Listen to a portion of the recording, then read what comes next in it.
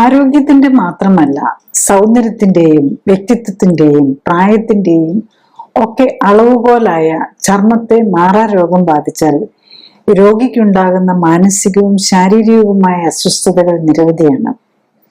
Psoriasis, eczema, വെള്ളപ്പാണ്ട്, സ്ക്ലീറോഡെർമ, കീലോയിഡ്സ്, ലൈക്കൻ പ്ലാനസ് തുടങ്ങിയ autoimmune രോഗങ്ങൾ, അണുബാധ, അലർജി, ക്യാൻസർ തുടങ്ങി ത്വക്കിനെ ബാധിക്കുന്ന രോഗങ്ങൾ നിരവധിയാണ്. ചൊറിച്ചിൽ, പുകച്ചിൽ, വേദന, നീറ്റൽ തുടങ്ങി തൊടുന്നതും വേദന അറിയാൻ പറ്റാതാകുക, ചുവപ്പ്, കറുപ്പ്, വെളുപ്പ്, നീലപ്പ് തുടങ്ങിയ നിറവ്യത്യാസങ്ങൾ, വ്രണങ്ങൾ, തടിപ്പ്, മുഴകൾ തുടങ്ങിയതിൽ ഏതെങ്കിലുമൊക്കെ ആകാം ലക്ഷണങ്ങൾ. പലപ്പോഴും ഉള്ളിലെ രോഗത്തിന്റെ ലക്ഷണമാവാം ചർമ്മത്തിൽ കാണുന്നത്. അതായത് രക്തക്കൊള്ളികൾ, സന്ധികൾ, വൃക്ക, കരൾ, ഹൃദയം, ശ്വാസകോശം തുടങ്ങിയ അവയവങ്ങളെ ബാധിച്ചിരിക്കുന്ന രോഗത്തിന്റെ ഒരു ലക്ഷണം മാത്രമാകാം ചർമ്മത്തിൽ കാണുന്നത്. സോറിയാസിസ്, എക്സിമ, വെള്ളപ്പാണ്ട് തുടങ്ങിയ മാറാരോഗങ്ങൾക്ക് കാരണം എന്താണ്? ആധുനിക വൈദ്യശാസ്ത്രം ഇത്ര പുരോഗമിച്ചിട്ടും ഇവ ചികിത്സിച്ചു മാറ്റാനാകാത്തത് എന്തുകൊണ്ടാണ്?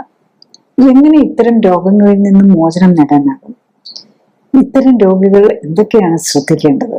ഒരു ഹെൽത്ത് ടിപ്പ് തരിക എന്നതിനുപരി ഈ രോഗത്തിന്റെ കാരണങ്ങളെയും രോഗം നേരത്തെ കണ്ടെത്താനുള്ള മാർഗങ്ങളെയും രോഗം ശരീരത്തെ എത്രമാത്രം ബാധിച്ചു എന്ന് മനസ്സിലാക്കാനുള്ള പരിശോധനാ രീതികളെയും മോഡേൺ മെഡിസിനിൽ ലഭ്യമായ ചികിത്സാ രീതികളെയും അവയുടെ ഗുണദോഷങ്ങളെയും പരിമിതികളെയും കുറിച്ച് അറിവ് നൽകുകയും ഒപ്പം തന്നെ ജീവിതശൈലിയുമായി ഈ രോഗങ്ങൾക്കുള്ള ബന്ധവും ജീവിതശൈലി ക്രമപ്പെടുത്തുന്നതിലൂടെ രോഗപ്രതിരോധവും രോഗമുക്തിയും എങ്ങനെ സാധ്യമാക്കാം എന്നും മനസ്സിലാക്കാൻ സഹായിക്കുക എന്നതാണ് ഇതിലൂടെ ലക്ഷ്യമിടുന്നത്. അതിനാൽ വീഡിയോ കുറച്ച് നീണ്ടുപോകാം. കൂടുതലായി ഈ രോഗത്തെയും അത് എങ്ങനെയാണ് ആരോഗ്യത്തെ പ്രതികൂലമായി ബാധിക്കുന്നത് എന്നറിയാനും മനസ്സിലാക്കി അതിൽ നിന്ന് മോചനം നേടാനും ആഗ്രഹിക്കുന്നവർക്ക് വേണ്ടിയാണിത്. മരുന്ന് കഴിച്ചുകൊണ്ടിരിക്കുന്ന രോഗികൾ പരിശോധനകൾ നടത്തി ഡോക്ടറുടെ നിർദ്ദേശപ്രകാരം മാത്രമേ മരുന്നുകൾ കുറയ്ക്കുകയോ നിർത്തുകയോ ചെയ്യാവൂ എന്ന കാര്യം പ്രത്യേകം ഓർമ്മിക്കണം. ചർമ്മരോഗത്തെക്കുറിച്ച് മനസ്സിലാക്കണമെങ്കിൽ ആദ്യം നമ്മൾ ചർമ്മം എങ്ങനെയാണ് ഉണ്ടാക്കിയിരിക്കുന്നതെന്ന് അറിയണം. ബേസിക്കലി ഇന്റഗ്യുമെന്ററി സിസ്റ്റം, അതാണ് ശരിക്കും ചർമ്മത്തിന്റെ നമ്മുടെ ഒരു സിസ്റ്റം എന്ന് പറയുമ്പം നമ്മൾ മെഡിക്കലി പറയുന്ന പേര്. അതിൽ തന്നെ ചർമ്മത്തിന് 3 ലെയേഴ്സാണ് മെയിൻലി ഉള്ളത്. ഒന്ന് എപ്പിഡെർമിസ്, ഏറ്റവും പുറമേ കാണുന്നത്, പിന്നെ ഡെർമിസ്, അത് കഴിഞ്ഞ് ഹൈപ്പോഡെർമിസ്. അപ്പൊ ഈ 3 ലെയേഴ്സ് ഉണ്ട്. നമ്മളുടെ ബോഡിയിലെ ഏറ്റവും വലിയ അവയവമാണെന്ന് പറയാം. ശരിക്കും നമ്മുടെ ബോഡി വെയിറ്റിന്റെ 12 to 15% വെയിറ്റ് ഉണ്ട് ചർമ്മത്തിന് ശരിക്കും നമ്മൾ ഹോൾ എടുത്തു കഴിഞ്ഞാൽ. പിന്നെ നമ്മുടെ സർഫസ് ഏരിയയുടെ എടുത്തു കഴിഞ്ഞ് കഴിഞ്ഞാൽ 1.2 to 2 മീറ്റർ സർഫസ് ഏരിയ ഉണ്ട്. പക്ഷെ നമ്മുടെ അതിന്റെ അബ്സോർപ്റ്റീവ് ഏരിയ എന്ന് പറയുന്നത് അതിലും കൂടുതലാണ്. കാരണം അതിനകത്തേക്ക് സെബേഷ്യസ് ഗ്ലാൻഡ്സ് ഉണ്ട്, ഹെയർ ഫോളിക്കിൾ ഉണ്ട്. അതൊരു ഡീപ് വെല്ല് പോലെയാണ് പോകുന്നത്, ഒരു കിണർ പോലെ ഓരോ സ്ഥലത്തും ഇങ്ങനത്തെ ഇതും കൂടെ വരും. അപ്പൊ ഇങ്ങനെ വരുമ്പോൾ ശരിക്കും നമ്മൾ സ്കിന്നിൽ എന്തെങ്കിലും ഇട്ട് കഴിഞ്ഞാൽ അബ്സോർബ് ചെയ്യാൻ നമ്മൾ ഈ പുറമേ കാണുന്ന ഈ 1.5 to 2 മീറ്റർ അല്ല, മച്ച് മോർ ഏരിയ കൂടുതലുണ്ട്. അതായത് നമ്മളുടെ ബോഡിക്ക് പുറം ലോകവുമായിട്ട് കമ്മ്യൂണിക്കേറ്റ് ചെയ്യാനുള്ള ഒരു ഭാഗമാണല്ലോ സ്കിന്ന്. അപ്പൊ നമ്മൾ പുറമേ കാണുന്നതിനേക്കാളും കൂടുതൽ ഏരിയ അത് വരുന്നുണ്ടെന്നുള്ളതാണ്. നെക്സ്റ്റ് നമ്മൾ പുറത്തെ ലെയറിന്റെ എപ്പിഡെർമിസ് എടുത്തു കഴിഞ്ഞാൽ തന്നെ അതിനും ഒരു 5 ലെയേഴ്സ് ഉണ്ട്. അവിടെയാണ് നമ്മൾ ഈ മെലനോസൈറ്റ് എന്നൊക്കെ പറയുന്നത്, നമ്മൾക്ക് സ്കിന്നിന് കളർ കൊടുക്കുന്നുണ്ട്, സെൽസ്, അങ്ങനെ പലതരം സെൽസിന്റെ ഒരു 5 ലെയേഴ്സ് ആണ് അവിടെ വരുന്നത്.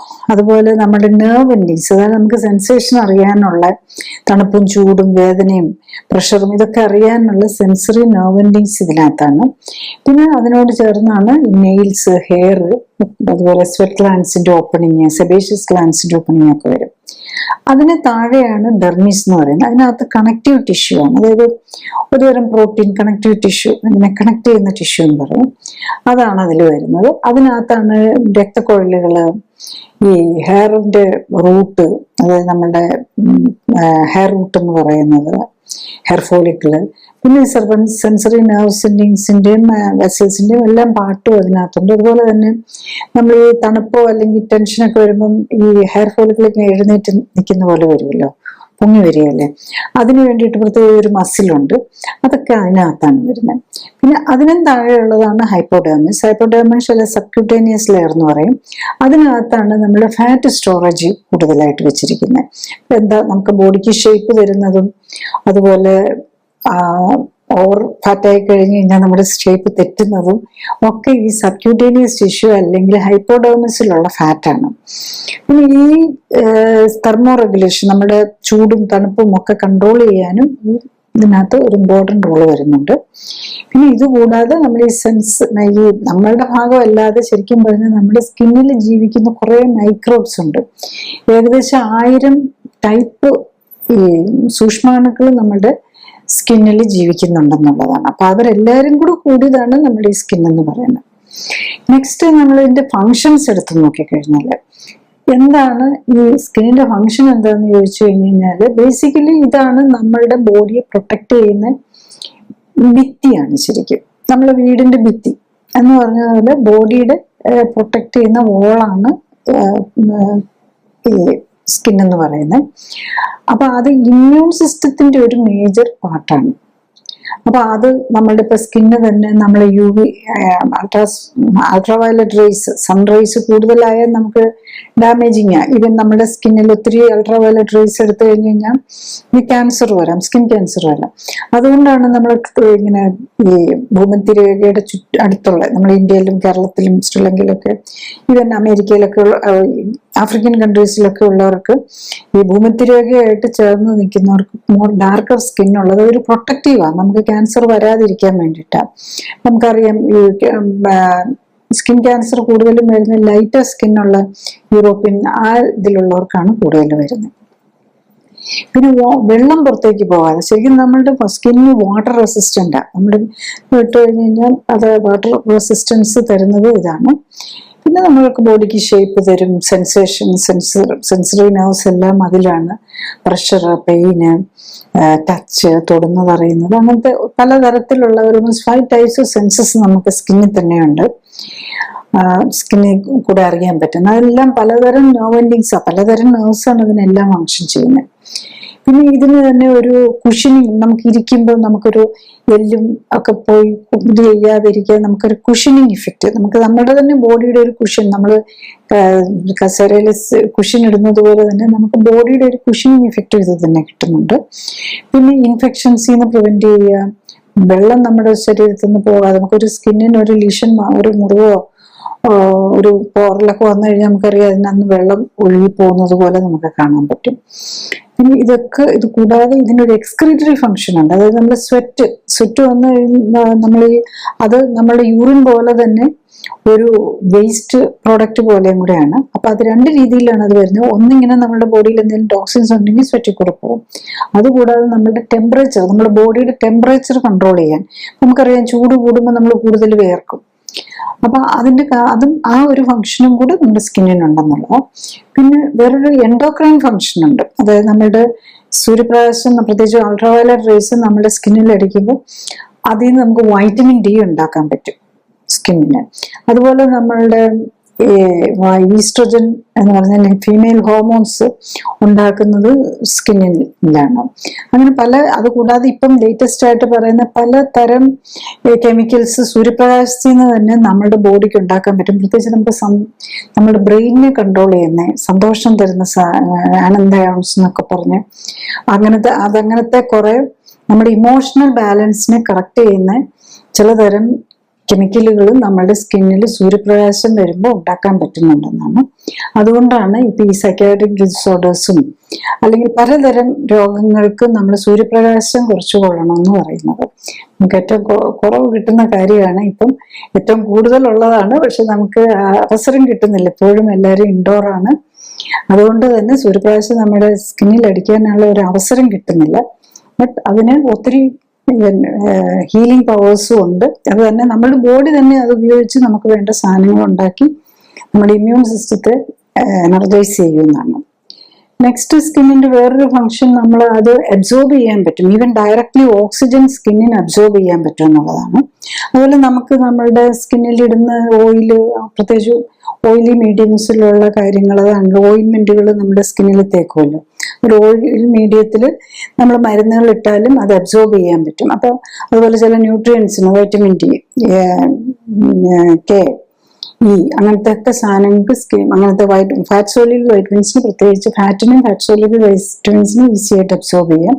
അപ്പോൾ ഫാറ്റ് സോല്യൂബിൾ ആയിട്ടുള്ള പല കാര്യങ്ങളും നമുക്ക് സ്കിന്നിന് വളരെ ഈസി ആയിട്ട് അബ്സോർബ് ചെയ്യാനും പറ്റും. നെക്സ്റ്റ് നമ്മൾ സ്കിന്നിന് വരുന്ന രോഗങ്ങൾ എന്താണെന്ന് ചോദിച്ചു കഴിഞ്ഞു കഴിഞ്ഞാൽ എല്ലാ തരം രോഗങ്ങളും സ്കിന്നിന് വരാം. അതായത് നമുക്ക് ഇൻഫെക്ഷൻസ്, നമുക്കറിയാം വൈറൽ ഇൻഫെക്ഷൻ വരും, ബാക്ടീരിയൽ ഇൻഫെക്ഷൻ വരും, ഫംഗൽ ഇൻഫെക്ഷൻ വരാം, അങ്ങനെ ഏത് തരം ഇൻഫെക്ഷൻസും വരാം. അതുകൂടാതെ സ്കിന്നിന് ഡയറക്റ്റ്ലി വരുന്ന അല്ലാതെ പലതരം രോഗങ്ങളുടെ ഒരു ലക്ഷണങ്ങൾ സ്കിന്നിൽ വരും. അല്ലെ മറ്റു രോഗങ്ങളോട് കൂടി നമുക്ക് സ്കിന്നിൽ രോഗങ്ങൾ വരാം. അപ്പൊ നമുക്കറിയാം മൊത്തത്തിൽ വന്ന ഇൻഫെക്ഷൻ ആയിരിക്കും മീസിൽസ് അല്ലെങ്കിൽ ചിക്കൻ പോക്സ്, അതിന് സ്കിൻ മാനിഫെസ്റ്റേഷൻ വരുന്നുണ്ട്. അപ്പൊ ഇൻഫെക്ഷൻസിന് മാത്രമല്ല അല്ലാത്ത ജീവിതശൈലി രോഗങ്ങൾക്ക്, ഇപ്പം ഡയബറ്റിസിൽ ആദ്യം വരുന്നത് സ്കിൻ കളർ ചേഞ്ച് ആയിരിക്കും.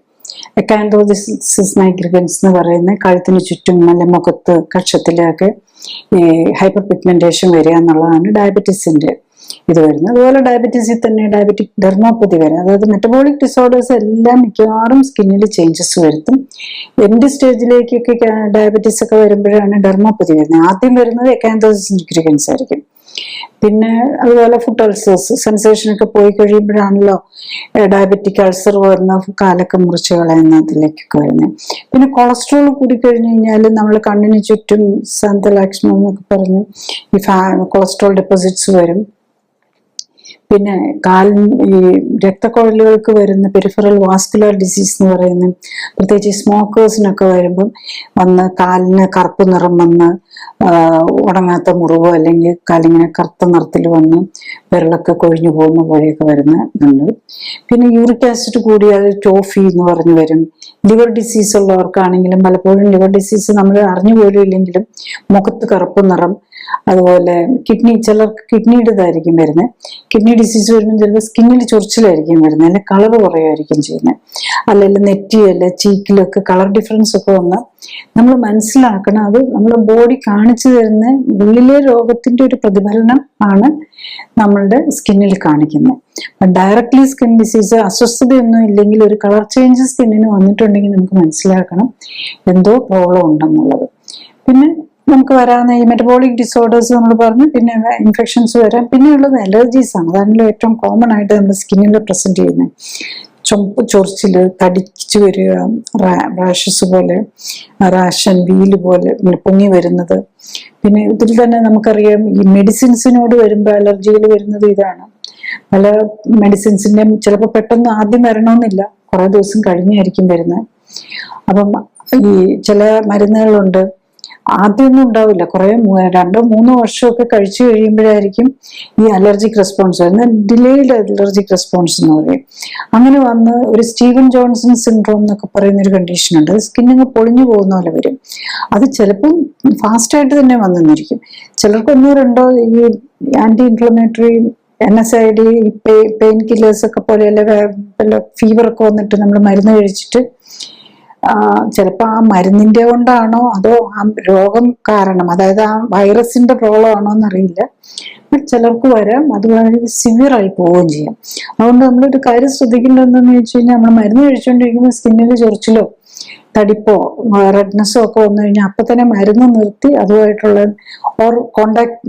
ഡോക്ടറെ കോണ്ടാക്ട് ചെയ്ത് അറിയണം. കാരണം ചില മരുന്ന് 1-2 ആഴ്ച കുറച്ച് ദിവസം കൂടുതൽ കഴിച്ചു കഴിഞ്ഞാൽ തന്നെ സിവിയർ ഒരു സ്കിൻ പ്രോബ്ലത്തിലേക്ക് പോകാം. അത് വന്നു കഴിഞ്ഞു കഴിഞ്ഞാൽ പേഷ്യന്റ് സേവ് ചെയ്യാൻ തന്നെ ബുദ്ധിമുട്ടായിരിക്കും.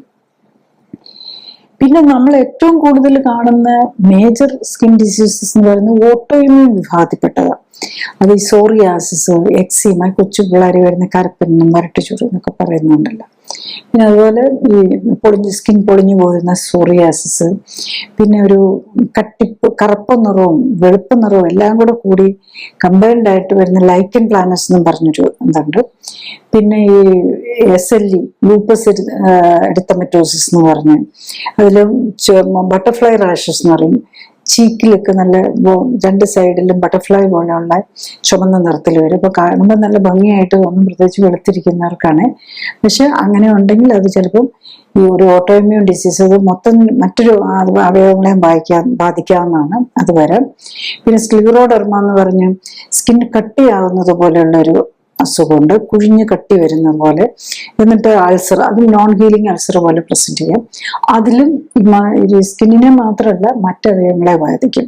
ഇതൊക്കെ ഒരു റുമാറ്റോയിഡ് ആർത്രൈറ്റിസ് അല്ലെങ്കിൽ റുമാറ്റിസത്തിന്റെ, അതായത് കൊളാജൻ വാസ്കുലർ ഡിസീസ് ഗ്രൂപ്പിൽ വരുന്നതാണ്.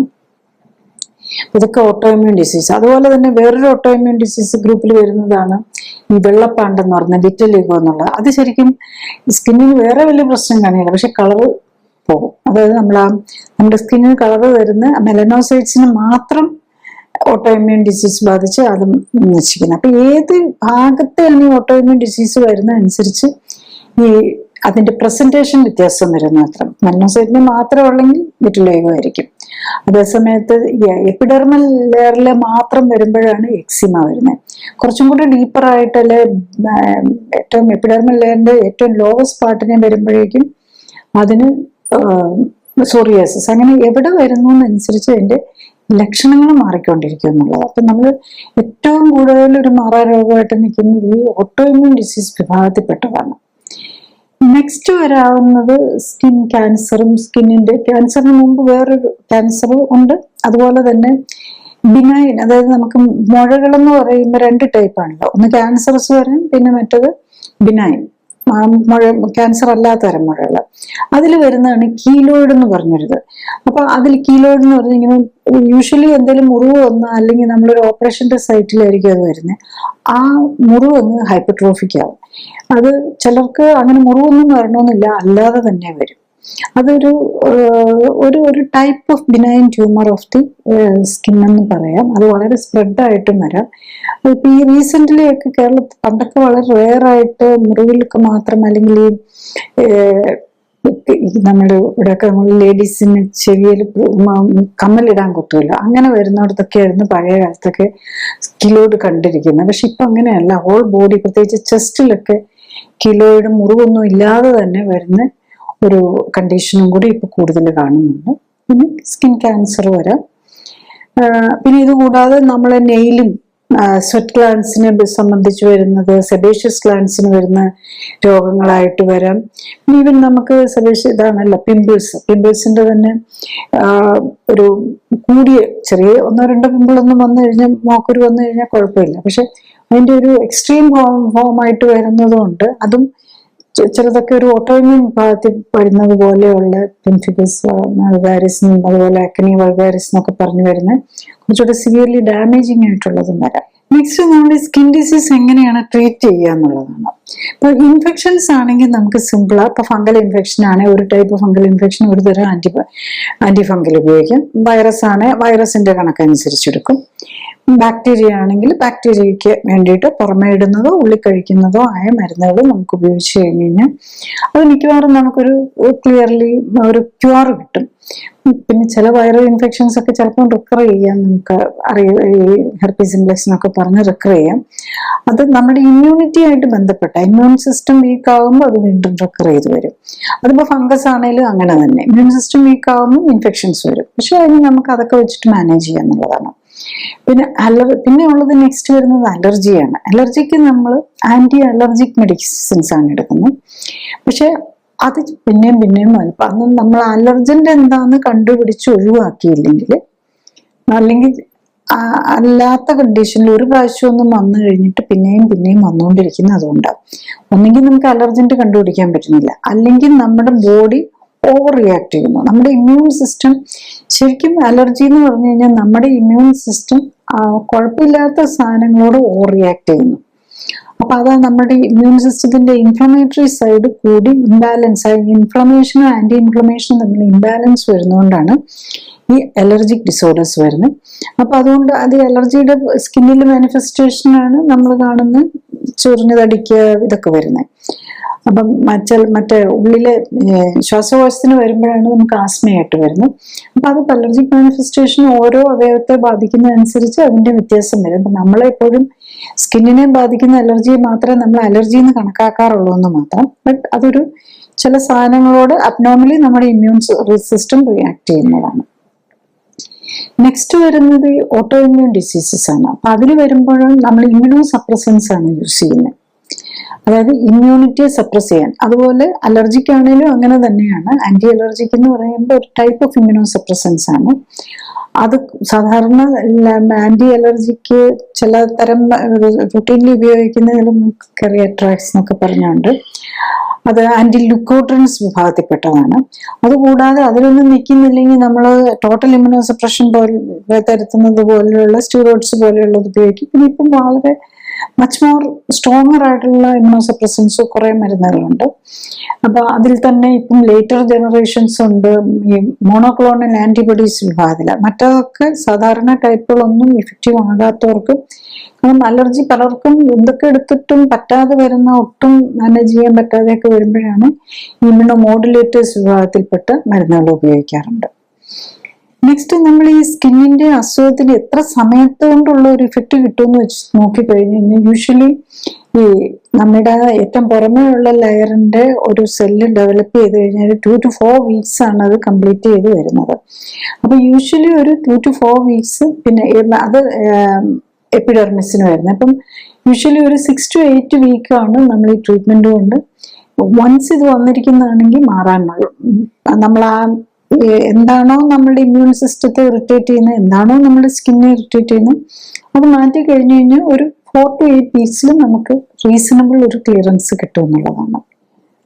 നമ്മൾ ഈ സ്കിൻ ഡിസീസിന്റെ ട്രീറ്റ്മെന്റിനെ കുറിച്ച് പറയുമ്പോൾ പ്രോബ്ലം എന്താന്ന് ചോദിച്ചാൽ, നമ്മൾ ഈ കാണുന്ന ക്രോണിക് ഡിസീസസ് ഒന്നും നമുക്കങ്ങ് മാറ്റാൻ പറ്റുന്നില്ല. അന്നേരത്തേക്ക് നമ്മൾ മരുന്നിടും, സ്റ്റെറോയിഡ്സ് കഴിച്ചാൽ അപ്പൊ കുറയും, അല്ലെങ്കിൽ സ്റ്റെറോയിഡ് ഓയിൻമെന്റോ അല്ലെങ്കിൽ ഇമ്യൂണോസപ്രസന്റ് ഓയിൻമെന്റോ ഒക്കെ ഉപയോഗിക്കുമ്പോൾ അപ്പൊ കുറയും, പക്ഷെ പിന്നെയും വരും.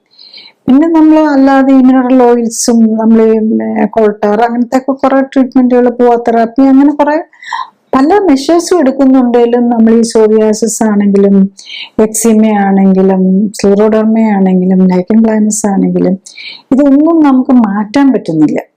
അതാണ് അതിനകത്ത് വരുന്ന പ്രോബ്ലം. നെക്സ്റ്റ് നമ്മൾ സ്കിന്നിനെ കുറിച്ച് പറയുമ്പോൾ നമ്മൾ ഈ കോസ്മെറ്റിക്സിനെ കുറിച്ചും കൂടെ ഒന്നും മനസ്സിലാക്കണം. ബേസിക്കലി നമ്മൾ സ്കിന്നിന്റെ പാർട്ട് തന്നെയാണല്ലോ ഹെയർ. നമ്മൾ ഏറ്റവും കൂടുതൽ കോസ്മെറ്റിക്സ് ഉപയോഗിക്കുന്നത് സ്കിന്നിലും ഹെയറിലുമാണ്. Or on the lips, ladies ആണെങ്കിൽ ലിപ്സ് ചോദിപ്പിക്കാനും കൂടി ഇടും. അപ്പൊ ഇതെല്ലാം നമ്മളുടെ സ്കിന്നിൽ എന്ത് ഇമ്പാക്റ്റ് ആണ് വരുത്തുന്നത് എന്നുള്ളത്, അത് റിയലി നമ്മുടെ സ്കിന്നിന് ബെനിഫിറ്റ് കൊടുക്കുന്നുണ്ടോ എന്നുള്ളതാണ്. ആക്ച്വലി നമ്മളിപ്പോൾ യൂസ് ചെയ്യുന്ന ഈ ഹെയർ സ്ട്രൈറ്റ്നേഴ്സ് ഒക്കെ ഉണ്ടല്ലോ, ഹെയർ സ്ട്രൈറ്റ്നേഴ്സ് ആണ് ഹെയർ ഡൈ ഒക്കെ ചെയ്ത് കഴിയുമ്പോൾ, പ്രത്യേകിച്ച് മുഖത്തൊക്കെ കറുപ്പ് പാടും ഒക്കെ ഉള്ളവർക്ക് അത് കൂടാനുള്ള സാധ്യതയുണ്ട്. പിന്നെ അതുപോലെ ഈ എല്ലാ ഹെയർ ഡൈസും നമ്മളുടെ ക്യാൻസർ പോസിബിലിറ്റി ഓൾ ഓർഗൻസ് കൂട്ടും എന്നാണ് പറയുന്നത്. സ്റ്റഡീസ് ഉള്ളത് തന്നെയാണ്. പ്രത്യേകിച്ച് ബ്രസ്റ്റ്, ബ്ലാഡർ, പ്രോസ്റ്റേറ്റ്, പിന്നെ കിഡ്നി ഫെയിലിയറിന് സാധ്യതയും കൂട്ടും. പിന്നെ ഇപ്പം നമ്മൾ ഏറ്റവും ഒത്തിരി ലാസ്റ്റ് ഒരു 10-20 yearsലാണ് നമ്മൾ ഈ ഹെയർ സ്ട്രൈറ്റനിങ് കാര്യങ്ങൾ, അതായത് കെരാറ്റിൻ ട്രീറ്റ്മെന്റ് എന്നൊക്കെ പറഞ്ഞുള്ള വന്നിരിക്കുന്നത്. അതിനകത്ത് യൂസ് ചെയ്യുന്ന ഒരു ഫോമാൽഡിഹൈഡ് എന്ന് പറഞ്ഞാൽ, നമ്മൾ ഫിഷിനെ ഇങ്ങനെ പ്രിസർവ് ചെയ്യാനായിട്ട് ഫോർമാലിറ്റികൾ ചേർത്ത ഫിഷ് എന്ന് പറയുമല്ലോ, എന്ന് പറഞ്ഞാൽ എത്ര സാധനം ഇട്ടതാണ് അതിനകത്ത് വരുന്നത്. അപ്പം അത് നമ്മൾ ഈ കെരാറ്റിൻ ട്രീറ്റ്മെന്റ് എന്നവർക്ക് മാത്രമല്ല, ഹെയർ സ്ട്രൈറ്റ്നേഴ്സ് യൂസ് ചെയ്യുന്നവന് മാത്രമല്ല, അത് ചെയ്യുന്ന പാർലർ സ്റ്റാഫും അതുപോലെ തന്നെ അവിടെ അടുത്ത് വേറെ ഇരിക്കുന്നുണ്ട്, അവർക്കും അതിന്റെ ആ ഫ്യൂംസ് വരുന്നത് ഡാമേജിങ് ആണ്, ക്യാൻസർ റിസ്ക് വളരെ കൂടുതലാണെന്നാണ് അതിനെക്കുറിച്ചുള്ള ലേറ്റസ്റ്റ് സ്റ്റഡീസ്. ഇപ്പം റീസെന്റ്ലി ആണ് അതിനെ കുറിച്ച് ഇത്രയും സൈഡ് ഇഫക്റ്റ് ഉണ്ടെന്നും, അത് യൂട്രൈൻ ക്യാൻസർ, ഒവേറിയൻ ക്യാൻസർ, ഇതൊക്കെ വരാനുള്ള ചാൻസ് കൂടുതലാണെന്നുള്ളതാണ്. ഇവൻ ഇപ്പൊ അത് കാരണം ഫോമാൽഡിഹൈഡ് ഇല്ലാത്ത കെരാറ്റിൻ ട്രീറ്റ്മെന്റ് വേണമെന്നുള്ളതും പറഞ്ഞ് ഇപ്പം ഫോമാൽഡിഹൈഡ് ബാൻ ചെയ്തു തോന്നുന്നു. നമ്മുടെ ഇവിടെ ഉണ്ടോന്ന് എനിക്കറിയത്തില്ല. പല സ്ഥലങ്ങളിലും ഫോമാൽഡിഹൈഡ് ഇത്തരം പ്രിപ്പറേഷൻ വരാൻ പാടില്ല എന്ന് പറഞ്ഞു. പക്ഷെ അപ്പൊ അതിന് പകരം ഗ്ലൈക്കോലിക് ആസിഡ് വേറൊരു ടൈപ്പ് കെമിക്കലാണ് യൂസ് ചെയ്യുന്നത്. പക്ഷെ ഇപ്പം പുതിയതായിട്ട് കണ്ടു ഒരു റിപ്പോർട്ട്, ഒരു ട്രീറ്റ്മെന്റ് കഴിഞ്ഞിട്ട് റീനൽ ഫെയിലിയർ പോയി പേഷ്യന്റ്. അപ്പം അത് ഏതോ ഒരു മേജർ മെഡിക്കൽ ജേർണലിൽ റിസൾട്ട് വന്നിട്ടുണ്ടായിരുന്നു. അവർക്ക് സ്കാൽപ്പിൽ ബേൺസും വന്നു, അതുപോലെ ഒരാഴ്ച കഴിഞ്ഞപ്പം അവര് റീനൽ ഫെയിലിയറിലേക്ക് പോയി. അപ്പൊ അതും നമ്മൾ സൂക്ഷിക്കണം. കാരണം ഇത് നമ്മൾ കരുതി ഇത് വേദനയില്ലല്ലോ, മുടിയെ മുറിച്ചാലൊന്നും വേദനയില്ലല്ലോ, അപ്പൊ നമുക്ക് എന്തും ചെയ്യാം, മുടിക്ക് വേദനയില്ല എന്ന് നമ്മൾ കരുതരുത്. കാരണം നമ്മൾ മുടിയിലിടുന്ന എന്ത് സാധനവും ഹെയർ ഫോളിക്കിൾ വഴി ഉള്ളിലേക്ക്, കാരണം അതൊരു കിണർ പോലെയാണ്, അതിന്റെ സൈഡിൽ കൂടെ അത് ഔട്ട് ചെയ്ത് നമ്മുടെ കിണറിന്റെ ഭിത്തിയെ കൂടെ അത് താഴേക്ക് പോകുന്നത് പോലെ അത് അവിടെ ചെന്ന് നമ്മുടെ ബോഡിയിൽ ഏറ്റവും ബ്ലഡ് സർക്കുലേഷൻ കൂടുതലുള്ള ഒരു പാർട്ടാണ് ഹെയർ ഫോളിക്കിൾ. അപ്പം അവിടെ എത്തിക്കഴിഞ്ഞാൽ അത് വളരെ ഫാസ്റ്റായിട്ട് അബ്സോർബ് ചെയ്യും. അതുപോലെ ഈ ഹെയർ ഫോളിക്കിൾ, ഇതുപോലെ ഹെയറിനകത്ത് തന്നെ സ്വെറ്റ് ഗ്ലാൻസ് ഉണ്ട്, സെബേഷ്യസ് ഗ്ലാൻസ് ഉണ്ട്. അവിടെ ഒക്കെ വളരെ ഹൈലി ബ്ലഡ് സർക്കുലേഷൻ ഉള്ള ഏരിയയാണ്. നമ്മൾ എന്തിടുന്നതും അത് ഇതിലേക്ക് അബ്സോർബ് ചെയ്യും. അപ്പൊ അതുകൊണ്ട് നമ്മൾ ഇങ്ങനത്തെ കാര്യങ്ങൾ ഇടുന്നത് വളരെ സൂക്ഷിക്കണം.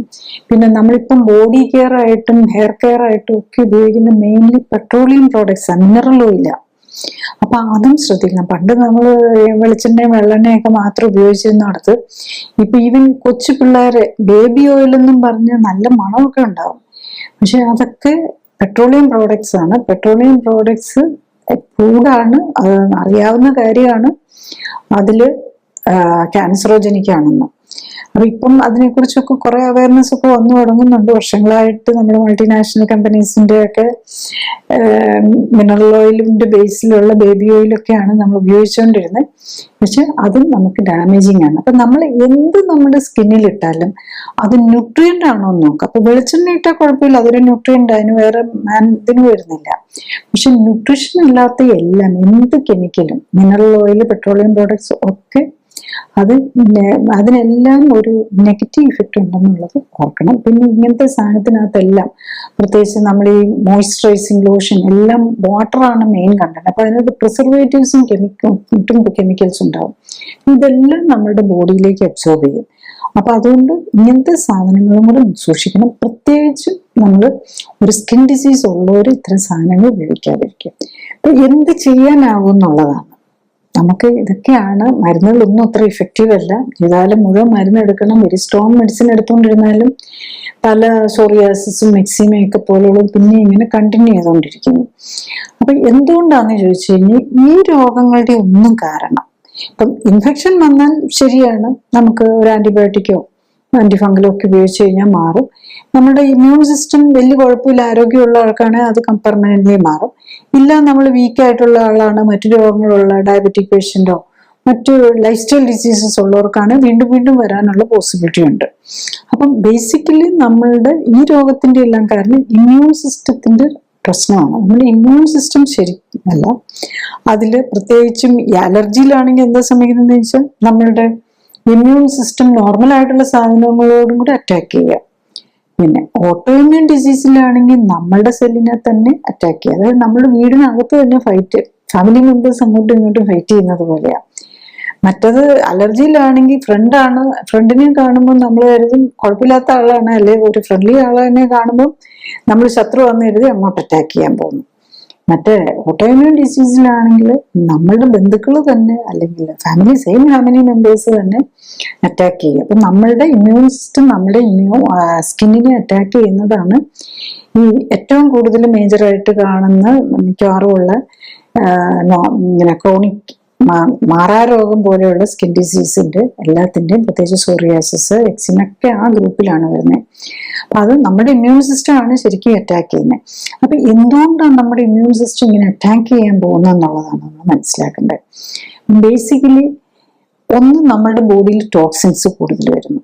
അപ്പൊ ഇപ്പം സ്കിൻ ഡിസീസസ് കൂടി വരികയാണല്ലോ പലതരത്തിൽ. ഇപ്പൊ കണ്ടിട്ട് നേരത്തെ അങ്ങനെ കാണാറ് പോലും ഇല്ലാത്ത even keloid, at least hypertrophic skin disease പോലും കൂടി വരുന്നു. ഇതിന് കാരണം എന്താന്ന് വെച്ചാൽ ഇതിന്റെ എല്ലാം ബേസിക്കലി വരുന്നത് നമുക്കൊരു ഈ നമ്മുടെ മെറ്റബോളിസത്തിൽ വരുന്ന എറേഴ്സ് കൊണ്ട് നമ്മളുടെ ആ സെല്ലുകളുടെ ആ പ്രോപ്പർ ഫങ്ഷനിങ് നടക്കാതെ വരികയാണ് ചെയ്യുന്നത്. അപ്പൊ ഈ ടോക്സിൻസ് കൂടുതൽ അടിഞ്ഞുകൂടുന്നു, അല്ലെങ്കിൽ ന്യൂട്രീഷണൽ ഡെഫിഷ്യൻസി, ശരീരത്തിൽ കൂടുതൽ ടോക്സിൻസ് അടിയുന്നു. അപ്പം നല്ല സെല്ലുകളുടെ ഡിവിഷൻ കറക്റ്റായിട്ട് നടക്കുക, അല്ലെങ്കിൽ ഇത് വളരാതെ വരും. പിന്നെ ന്യൂട്രീഷൻ ആവശ്യത്തിന് കിട്ടാതെ വരും. അപ്പൊ ഈ രണ്ട് കാര്യങ്ങൾ കൊണ്ടാണ് നമുക്ക് സ്കിൻ ഡിസീസസ് കൂടാനും ഓട്ടോഇമ്യൂൺ ഡിസീസും അലർജിയും ഒക്കെ കൂടി വരാനുള്ള കാരണം. പിന്നെ നമ്മളുടെ ബോഡിയിലെ ഫാറ്റ്, omega-3 and 6 ഫാറ്റാണ് നമ്മുടെ ഇമ്മ്യൂൺ സിസ്റ്റത്തെ കൺട്രോൾ ചെയ്യുന്നത്. അപ്പൊ അത് ശരിക്കും 1:1 റേഷ്യോയിലാകേണ്ടത് നമ്മളുടെ ബോഡിയിൽ omega-6, അതായത് ഇൻഫ്ലമേഷൻ ഉണ്ടാക്കുന്നത്, അതായത് ഈ ചൊറിച്ചിലും വേദനയും തടിപ്പും ഒക്കെ ഉണ്ടാക്കുന്ന അതിന് കാരണമായിട്ടുള്ള omega-6, അതായത് നമ്മുടെ ഡിഫൻസ് ഓറിയന്റഡ് ഫാറ്റ് കൂടുതലുണ്ട്. പിന്നെ മിക്കവാറും ഇത്തരം രോഗമുള്ളവർക്കെല്ലാം ഓവർവെയിറ്റ് ആകാം, അല്ലെങ്കിലും ഓവർവെയിറ്റ് ഇല്ലെങ്കിൽ പോലും അവരുടെ ബോഡിയിൽ ഫാറ്റ് കൂടുതലായിരിക്കും. അപ്പൊ നമ്മുടെ ഫാറ്റ് ഇതര വസ്തുക്കൾ ബോഡിയിലുള്ള ലീൻ മാസ് ഫാറ്റ് മാസ് റേഷ്യോയും തെറ്റിയിരിക്കുന്നതുകൊണ്ടാണ് ഇത് വരുന്നത്. അപ്പൊ നമ്മൾ എങ്ങനെ ഇത് കറക്റ്റ് ചെയ്യണമെന്ന് ചോദിച്ചു കഴിഞ്ഞാല് ബേസിക്കലി നമ്മളുടെ ആ ഫുഡിനകത്ത് ഈ പ്രപ്പോർഷൻസ് കറക്റ്റ് ചെയ്യാൻ നോക്കാന്നുള്ളതാണ്. അപ്പം സ്വയം തന്നെ എന്തിനോടാണ് നമ്മുടെ ബോഡി റിയാക്ട് ചെയ്യുന്നത്, എന്ത് കഴിക്കുമ്പോഴാണ് ഇത് കൂടുന്നതെന്ന് കണ്ടുപിടിച്ചെടുക്കാൻ നോക്ക്. പക്ഷെ കുറെ കാലങ്ങളായിട്ട് മരുന്നും കഴിച്ചിരിക്കുന്നവരും ഒരു 1-2 കാര്യങ്ങളൊക്കെയാണ് ചിലപ്പോൾ സെൽഫ് കണ്ടുപിടിക്കാൻ പറ്റിയെന്നിരിക്കും. പാലാണോ, നട്ട്സ് ആണോ, അല്ലെങ്കിൽ ഗോതമ്പാണോ, നമുക്ക് കണ്ടുപിടിക്കാൻ പറ്റും. പക്ഷെ കുറെ നാളായിട്ടിരിക്കുന്നവർക്ക് ചിലപ്പോൾ പറ്റാതെ വരും. അപ്പൊ അങ്ങനെ വരുമ്പോഴാണ് നമ്മൾ ക്ലിനിക്കലി സപ്പോർട്ട് എടുത്ത് ഏതാണ് നമുക്ക് പറ്റുന്ന ഫുഡ്, പറ്റാത്ത ഫുഡ്, ഇതൊക്കെ കണ്ടുപിടിച്ച് നമ്മുടെ ബോഡിയെ കറക്റ്റ് ചെയ്ത് കഴിഞ്ഞാൽ നമുക്ക് ഇതിൽ നിന്നൊക്കെ മാറാൻ പറ്റും. ചുരുക്കി പറഞ്ഞാൽ, ഒന്ന്, ശരീരത്തെ പുറമേ നിന്നും പൊതിഞ്ഞു സൂക്ഷിക്കുന്ന ഭിത്തിയാണ് ചർമ്മം. ചർമ്മത്തിൽ ഭിത്തിയിൽ വിള്ളലുകൾ ഉണ്ടായാൽ രോഗാണുക്കളും വിഷവസ്തുക്കളും അകത്ത് കിടക്കും. മാത്രമല്ല വെള്ളവും മറ്റു പോഷകങ്ങളും ഒലിച്ച് പുറത്തേക്ക് പോകാനും തുടങ്ങും. 2, വൃക്കയും കരളും പോലെ ഒരു വിസർജനാവയവമാണ് ത്വക്ക്. കരളിനും വൃക്കയ്ക്കും പുറത്തു കളയാനാകാത്ത പല വിഷവസ്തുക്കളെയും ശരീരം പുറന്തള്ളാൻ ശ്രമിക്കുന്നത് ചർമ്മത്തിലൂടെയാണ്.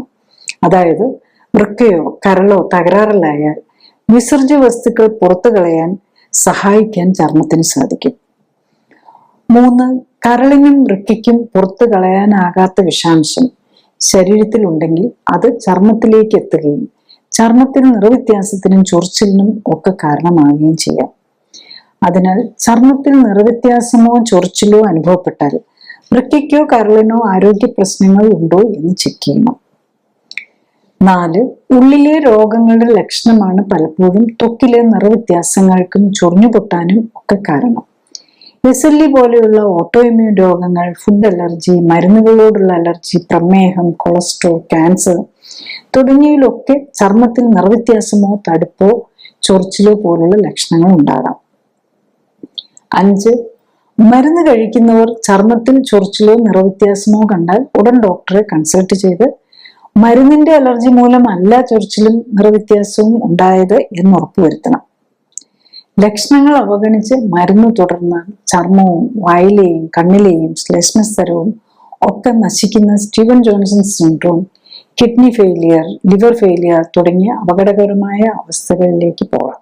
6, മാറാരോഗങ്ങളായ സോറിയാസിസ്, എക്സീമ, സ്ക്ലെറോഡെർമ, പെംഫിഗോയിഡ് തുടങ്ങിയ ഓട്ടോഇമ്യൂൺ രോഗങ്ങൾക്ക് കാരണം ശരീരത്തിൽ അടിഞ്ഞിരിക്കുന്ന വിഷാംശവും ഭക്ഷണത്തിലെ പോഷകങ്ങളുടെ ഏറ്റക്കുറച്ചിലും ശരീരത്തിന് ചേരാത്ത ഭക്ഷണവും വയറിനുള്ളിലും ചർമ്മത്തിലും ജീവിക്കുന്ന സൂക്ഷ്മജീവികളുടെ എണ്ണത്തിലും പ്രവർത്തനത്തിലും ഉണ്ടാകുന്ന അപാകതകൾ മൂലം ഇമ്മ്യൂൺ സിസ്റ്റത്തിന്റെ ബാലൻസ് നഷ്ടപ്പെട്ട് പ്രതിരോധ പ്രവർത്തനങ്ങൾ അതിരിടുന്നതാണ്.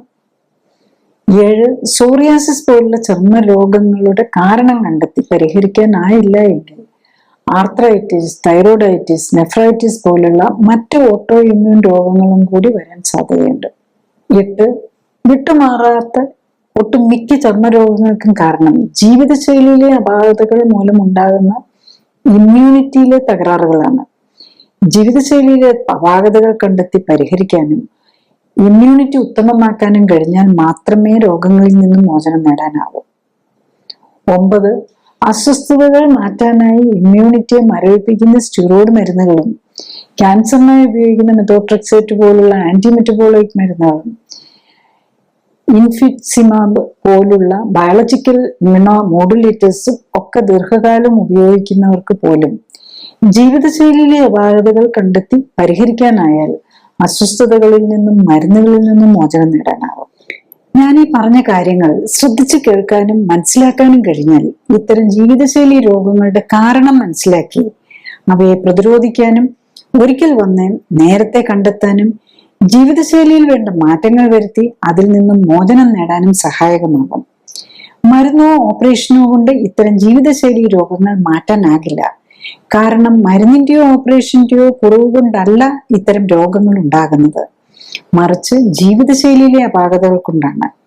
അതിനാൽ ജീവിതശൈലി ക്രമീകരിക്കുന്നതിലൂടെ മാത്രമേ ഇത്തരം ജീവിതശൈലി രോഗങ്ങളെ പ്രതിരോധിക്കാനും ഒരിക്കൽ വന്നാൽ അതിൽ നിന്നും മോചനം നേടാനും സാധിക്കൂ. ജീവിതശൈലി രോഗങ്ങൾ കൂടി വരികയാണ്. ഒപ്പം തന്നെ ജീവിതശൈലി രോഗങ്ങൾക്കായി ഓപ്പറേഷനുകൾക്ക് വിധേയരാകേണ്ടി വരുന്ന രോഗികളുടെ എണ്ണവും കൂടി വരുന്നു. ഓപ്പറേഷന് മുമ്പ് രോഗത്തിന്റെ അടിസ്ഥാന കാരണം എന്ത്, ഓപ്പറേഷൻ എന്താണ് ലക്ഷ്യമിടുന്നത്, ഓപ്പറേഷൻ സമയത്തും അതിനുശേഷവും ഉണ്ടാകാവുന്ന അപകട സാധ്യതകളും പാർശ്വഫലങ്ങളും എന്തൊക്കെ തുടങ്ങിയ കാര്യങ്ങൾ രോഗികളും ബന്ധുക്കളും മനസ്സിലാക്കാൻ ശ്രമിക്കണം. ഒപ്പം തന്നെ ഓപ്പറേഷനിലൂടെ ലഭിക്കുന്ന പ്രയോജനം, ഓപ്പറേഷൻ കൊണ്ട് രോഗം മാറുമോ, ഇനിയും രോഗമുണ്ടാകാൻ സാധ്യതയുണ്ടോ തുടങ്ങിയ കാര്യങ്ങളും അറിയാൻ ശ്രമിക്കുക. ഇൻഷുറൻസ് പരിരക്ഷ ഉള്ളവരാണ് കൂടുതലും ഓപ്പറേഷനായി പണം ചെലവാക്കേണ്ടി വരുന്നില്ല. അതിനാൽ ശസ്ത്രക്രിയകളെ വളരെ ലാഘവത്തോടെ കാണുന്ന രീതി കൂടി വരികയാണ്. അനസ്തീസിയ സംബന്ധമായും ഓപ്പറേഷൻ സമയത്തും അതിനുശേഷവും ഉണ്ടാകാവുന്ന അപകട സാധ്യതകൾ വളരെ ചെറുതാണെങ്കിലും മരണത്തിന് പോലും ഉള്ള സാധ്യത ഉണ്ടാക്കും എന്ന യാഥാർത്ഥ്യം മനസ്സിലാക്കണം. ഓപ്പറേഷനായി നൽകുന്ന ഒട്ടുമിക്ക സമ്മതപത്രത്തിലും മരണം വരെ സംഭവിക്കാൻ സാധ്യതയുണ്ട് എന്ന് എഴുതിയിട്ടുണ്ടാകും. രോഗിയും ബന്ധുക്കളും ഓപ്പറേഷന് മുൻപായി നൽകേണ്ട സമ്മതപത്രം ഓപ്പറേഷൻ ദിവസമല്ല വായിക്കേണ്ടത്, മറിച്ച് ഓപ്പറേഷന് വിധേയമാകാൻ തീരുമാനിക്കുന്നതിനും തീയതി ഫിക്സ് ചെയ്യുന്നതിനും മുമ്പ് ഒപ്പുവെക്കേണ്ട സമ്മതപത്രം വായിച്ചു നോക്കി മനസ്സിലാക്കണം. ജീവിതശൈലി രോഗങ്ങളുള്ളവർക്ക്, പ്രത്യേകിച്ചും രക്തക്കുഴലുകളെ ബാധിക്കുന്ന രോഗങ്ങളുള്ളവർക്ക് അനസ്തീസിയുടെയും ശസ്ത്രക്രിയ സംബന്ധമായും ഉള്ള അപകട സാധ്യതകളും പാർശ്വഫലങ്ങളും കൂടുതലാണ് എന്നതും അറിയണം. രോഗങ്ങൾ തുടക്കത്തിലേ കണ്ടെത്തുകയും അമിതവണ്ണം ഉണ്ടെങ്കിൽ കുറയ്ക്കാൻ ശ്രമിക്കുകയും മെറ്റബോളിസത്തിലെയും ഇമ്മ്യൂണിറ്റിയിലെയും അപാകതകൾ കണ്ടെത്തി പരിഹരിക്കാൻ ശ്രമിക്കുകയുമാണ് വേണ്ടത്.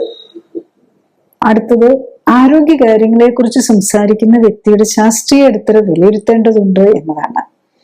ഞാൻ ഡോക്ടർ ജോളി തോംസൺ 1981 ബാച്ചിൽ കോട്ടയം മെഡിക്കൽ കോളേജിൽ നിന്നും MBBS-ഉം തുടർന്ന് തിരുവനന്തപുരം മെഡിക്കൽ കോളേജിൽ നിന്നും MD-യും റീപ്രൊഡക്റ്റീവ് മെഡിസിനിലും സർജറിയിലും സ്പെഷ്യൽ ട്രെയിനിങ്ങുകൾക്കും ശേഷം ഗവൺമെന്റ് സർവീസിൽ ചേർന്നു. 97-ൽ റിസൈൻ ചെയ്ത ശേഷം എറണാകുളത്ത് തേവരയിൽ ലൈഫ് കെയർ സെന്ററിൽ മരുന്നുകളും ശസ്ത്രക്രിയകളും ഒഴിവാക്കി ക്ലിനിക്കൽ സപ്പോർട്ടോടെയുള്ള ജീവിതശൈലി ക്രമീകരണത്തിലൂടെ ജീവിതശൈലിയുമായി ബന്ധപ്പെട്ട രോഗങ്ങൾ തടയുന്നതിലും ചികിത്സിച്ചു മാറ്റുന്നതിലും ഊന്നൽ നൽകുന്നു. മോഡേൺ മെഡിസിനിൽ ഉപയോഗിക്കുന്ന മരുന്നുകളും ഓപ്പറേഷനുകളും ഫിസിയോതെറാപ്പിയും ഇമ്മ്യൂണിറ്റിയെ എങ്ങനെ സ്വാധീനിക്കുന്നു എന്നതിനെ കുറിച്ച് പഠനങ്ങൾ നടത്തി. ഈ പഠനങ്ങളുടെ വെളിച്ചത്തിൽ ഇമ്മ്യൂണിറ്റിയെ ഉത്തേജിപ്പിക്കാനുള്ള പോഷക മിശ്രിതങ്ങളും ഓക്സിഫ്ലെക്സ് എന്ന പ്രത്യേക വ്യായാമ രീതിയും ഡെവലപ്പ് ചെയ്തു. ഈ പോഷക മിശ്രിതങ്ങളുടെയും ഓക്സിഫ്ലെക്സ് വ്യായാമത്തിന്റെയും സഹായത്തോടെ കോശങ്ങളെ ശാക്തീകരിച്ച് രോഗമുക്തിയെ സഹായിക്കാനും ആരോഗ്യം ഉത്തമമാക്കാനും നിലനിർത്താനും സഹായിക്കുന്ന സെൽ ആക്ടിവേഷൻ എന്ന നൂതന ചികിത്സാ രീതിയും ഡെവലപ്പ് ചെയ്തു.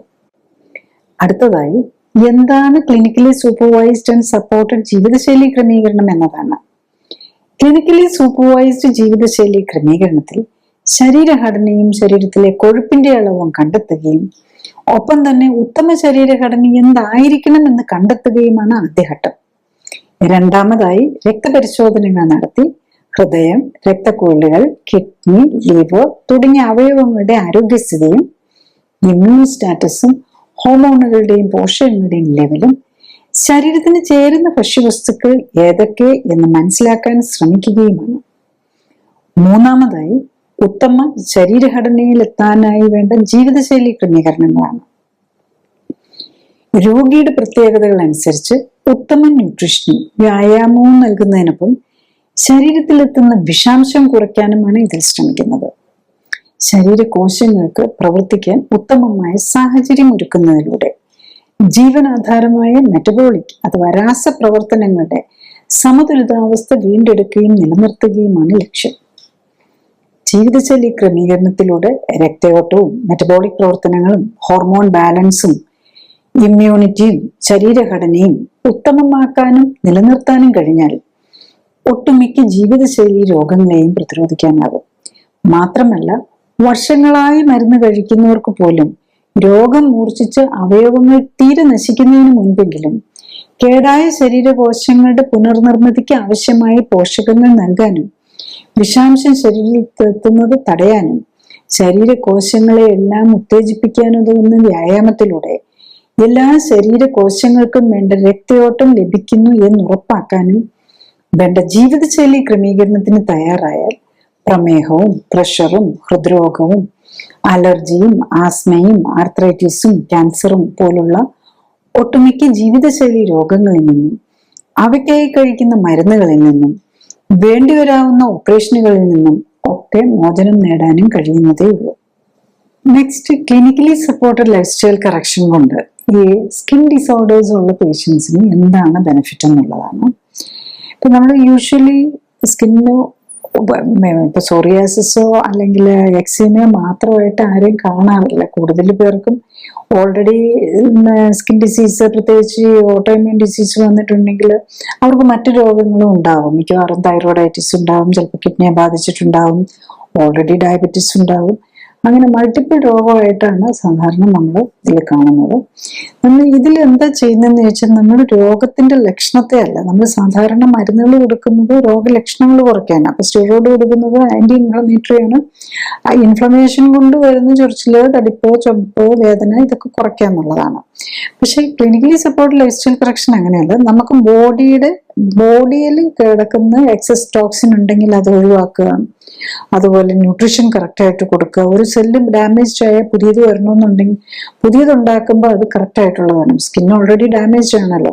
അപ്പൊ ഒരു ഹീലിംഗ്, നമുക്കൊരു ക്യൂർ കിട്ടണം, രോഗമുക്തി കിട്ടണമെങ്കിൽ ഈ ഡാമേജ്ഡ് സെല്ലിനെ എല്ലാം മാറ്റി പുതിയത് ഉണ്ടാക്കാൻ പറ്റണം. അതിനു വേണ്ട ന്യൂട്രീഷൻ കൊടുക്കുക, ബോഡിയിൽ നിന്നുള്ള ടോക്സിൻസ് ഒഴിവാക്കുക, ഇനിയും കൂടുതൽ ടോക്സിൻസ് ബോഡിയിലേക്ക് ചെല്ലാതെ നോക്കുക. അപ്പൊ ഈവൻ നമ്മൾ ബോഡി കൺസിഡർ ചെയ്യുന്ന മരുന്നുകളെയും വിഷമായിട്ടാണ്. അപ്പൊ മരുന്നുകൾ എന്തെങ്കിലും ഉണ്ടെങ്കിൽ അതിന്റെ റീസൺ എന്താണെന്ന് കണ്ടുപിടിച്ച് നമ്മൾ മരുന്ന് തന്നെ കുറച്ചുകൊണ്ടുവരും. അപ്പൊ ഇതെല്ലാം ജീവിതശൈലി രോഗങ്ങളിലാണ് വരുന്നത്. അപ്പൊ നമ്മുടെ ജീവിതശൈലിയാണ് ഇതിനകത്തെ പ്രോബ്ലം. അപ്പൊ ജീവിതശൈലിയിലെ പ്രോബ്ലം എന്താണെന്ന് നമ്മൾ കണ്ടുപിടിക്കുക എന്നുള്ളതാണ് വരുന്നത്. അപ്പൊ നമ്മൾ കാണുന്നത് എന്താന്ന് ചോദിച്ചാൽ, പ്രത്യേകിച്ച് ഓട്ടോഇമ്യൂൺ ഡിസീസും അലർജിയും ഒക്കെ ഉള്ളവർക്ക് നമ്മൾ സാധാരണ എല്ലാവരും കഴിക്കുന്ന പല ഭക്ഷണം അവർക്ക് അലർജിക്കായിരിക്കും. അതായത് അവരുടെ ഇമ്മ്യൂൺ സിസ്റ്റം അതുമായിട്ട് റിയാക്ട് ചെയ്യുന്നു. പിന്നെ പല ന്യൂട്രീഷണൽ ഡെഫിഷ്യൻസീസും ഉണ്ടാവും. പിന്നെ ഇത് കൂടാതെ നമ്മുടെ ഹെയർ ഡേയും കോസ്മെറ്റിക്സും പിന്നെ ബോഡി ലോഷനും ഇതൊക്കെ തന്നെയാണല്ലോ നമ്മൾ അപ്ലൈ ചെയ്യുകയും ചെയ്യുന്നത്. അപ്പൊ ഇതെല്ലാം കൂടെ വരുന്നുണ്ടാവും. അപ്പൊ ഇതൊക്കെ മാറ്റി നമ്മൾ ന്യൂട്രീഷൻ ഓറിയന്റഡ് ആയിട്ടുള്ള ലേപനങ്ങളും അതുപോലെ ഫുഡും ഒക്കെ ആക്കി, പിന്നെ എക്സസൈസ് ചെയ്ത് നമ്മുടെ ബോഡിയിലെ എക്സസ് ഫാറ്റ് ഉണ്ടെങ്കിൽ അത് കളഞ്ഞ് നമ്മുടെ ബോഡിയെ കറക്റ്റ് ചെയ്യുക എന്നുള്ളതാണ് ബേസിക്കലി ഇതിനകത്ത് ചെയ്യുന്നത്.